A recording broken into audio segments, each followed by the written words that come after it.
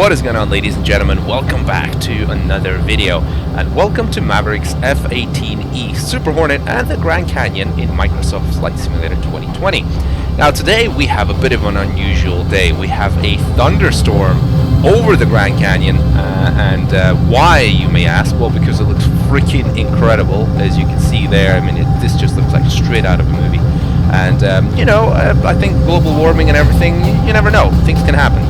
So, this is a scenario where we're flying extremely low level in Maverick's F-18 through the Colorado riverbed down through the Grand Canyon here.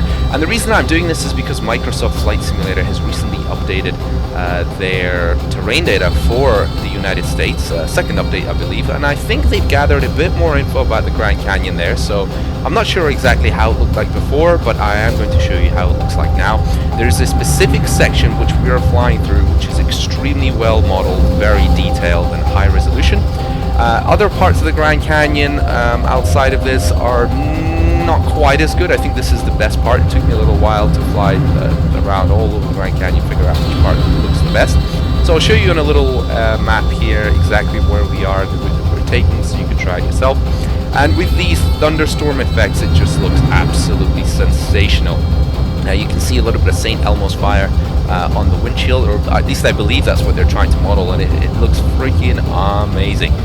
Now in real life, St. Elmo's fire is just one of those things, it just looks incredible as well.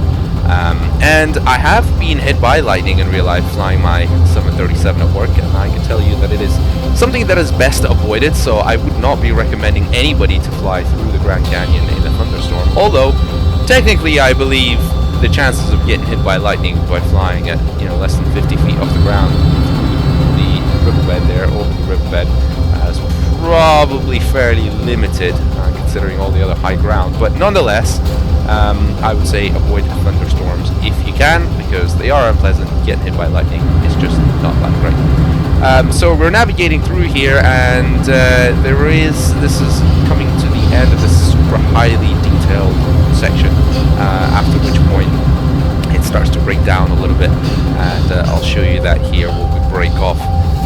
But this is an incredible experience. I do wonder why Microsoft, or Asoba I should say, hasn't actually made this into a proper flying challenge.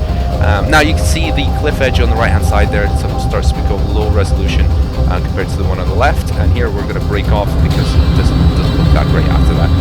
And this here reminds me a lot of Jurassic Park. I mean, just look at this, and the lighting and the thunderstorm, and oh my god, this is just incredible.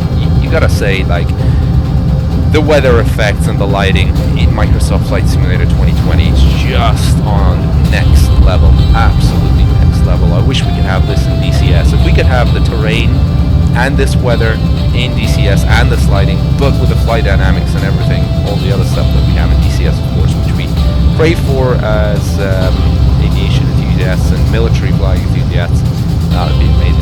So we're just breaking out of the clouds now, and just look at this. This is absolutely sensational.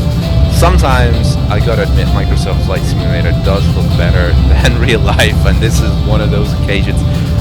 You can see a little bit of icing on the windshield there, and if you set your windshield effects, I believe the settings, to ultra, this is the sort of stuff you get with St. Elmo's fire reflections, a little bit of icing here and there, and it's just absolutely unbelievable.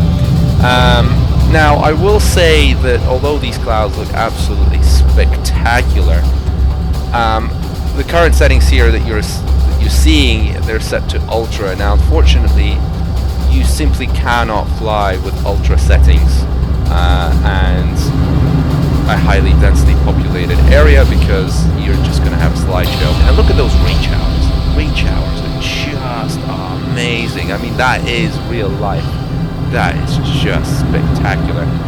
Now obviously in real life I wouldn't be flying anywhere near this lightning. I'd be staying well away from it, but we are in a simulator here to have fun, and we're pretending to be Maverick, who is essentially the aviation version of Chuck Norris, I think.